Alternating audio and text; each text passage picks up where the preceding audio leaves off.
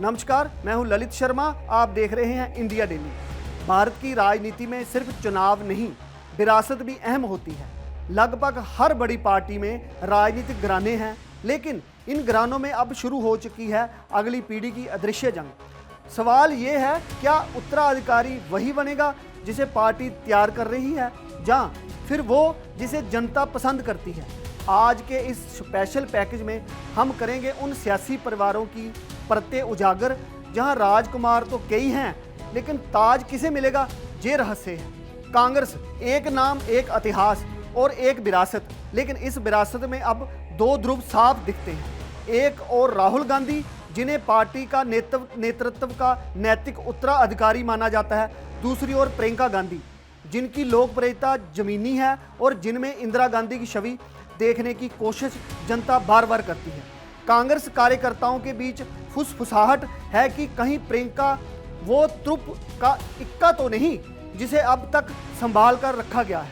उत्तर प्रदेश और बिहार में समाजवादी राजनीति की रीढ़ माने जाने वाले दो परिवार, यादव और लालू, अब उत्तराधिकारी को लेकर दुराहे पर हैं। अखिलेश यादव ने खुद को मुलायम सिंह के वारिस के रूप में स्थापित कर लिया, लेकिन बिहार में तेजस्वी यादव को लेकर अब भी आरजेडी के पुराने नेताओं के मन में कई सवाल हैं। क्या लालू के बाद तेजस्वी खुद को लंबे समय तक नेता बना पाएंगे, जहां एक नया चेहरा उभरने को जिसकी तैयारी चुपचाप चल रही है? अब बात करते हैं महाराष्ट्र की। महाराष्ट्र में ठाकरे परिवार की कहानी अब किसी महाकाव्य से कम नहीं है। उद्धव ठाकरे बनाम एकनाथ शिंदे की लड़ाई ने शिवसेना को दो हिस्सों में बांट दिया, लेकिन आदित्य ठाकरे के लिए आगे की राह और भी मुश्किल है। सवाल यह है कि क्या आदित्य ठाकरे अपने दम पर जनता में वो जगह बना पाएंगे जो बाला साहेब ने सालों में हासिल की थी, या फिर पार्टी को फिर से एक मजबूत चेहरा तलाशना होगा? पंजाब में बादल परिवार की सियासी पकड़ कभी मजबूत थी, लेकिन आज श्रोमणी अकाली दल का भविष्य सवालों के घेरे में है। सुखबीर सिंह बादल को लेकर लगातार आलोचना हो रही है कि वो अपने पिता प्रकाश सिंह बादल जैसी पकड़ नहीं बना पाए। इधर कुछ अंदरूनी सर्वे संकेत कर रहे हैं कि पार्टी के भीतर एक नया चेहरा तैयार किया जा रहा है, जो शायद किसी रिश्तेदार से भी ना जुड़ा हो। क्योंकि हम बात राजनीति घरानों की कर रहे हैं, पर ऐसा कैसे हो सकता है कि हम बीजेपी की बात ना करें?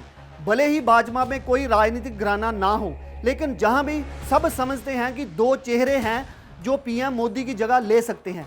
एक हैं योगी आदित्यनाथ और दूसरे हैं गृह मंत्री अमित शाह। योगी आदित्यनाथ अब सिर्फ मुख्यमंत्री नहीं, बल्कि बीजेपी के भीतर एक वैकल्पिक ताकत, एक उभरती हुई धुरी बन चुके हैं। जन स्वीकारता, प्रशासनिक पकड़ और हिंदुत्व का तेज उन्हें प्रधानमंत्री पद की भविष्य की रेस में ला खड़ा करता है। वहीं अमित शाह वो राजनीतिक दिमाग हैं जिन्होंने मोदी युग को चुनाव दर चुनाव मजबूत किया। संगठन पर उनकी पकड़, नीति पर उनकी नज़र और हर चुनाव में उनकी भूमिका उन्हें भाजपा के सबसे ताकतवर उत्तराधिकारी के रूप में स्थापित करती है। दिलचस्प बात यह है कि इन सभी घरानों में कुछ कॉमन बातें हैं। राजकुमार तैयार किए जा रहे हैं, लेकिन जनता का मूड बहुत अलग है। आज की नई पीढ़ी नेता में कैप्टन नहीं, कमांडर देखना चाहती है। वो किसी खानदान से नहीं, बल्कि जन विश्वास से नेता चुनती है। पार्टी भीतर से टूट रही हो, जहां दिखावे में एकजुट हो। चुनाव मैदान में जनता का समर्थन ही आखिरी निर्णय होगा। अब दौर विरासत से विश्वास की ओर बढ़ रहा है, जहां सोशल मीडिया पर ट्रेंड नहीं, जमीनी सच्चाई तय करेगी लीडर का भविष्य। राजनीति की इस नई लड़ाई में अनुभव से ज्यादा असर और नाम से ज्यादा काम बोलेगा। 2024 के बाद देश की राजनीति एक नए मोड़ पर आ चुकी है। अब बात सिर्फ चुनाव जीतने की नहीं, बल्कि असली लीडरशिप की हो रही है। क्या राहुल गांधी अब कांग्रेस का सबसे बड़ा चेहरा बनेंगे, या फिर प्रियंका गांधी धीरे धीरे लोगों के दिलों में अपनी जगह बना रही हैं?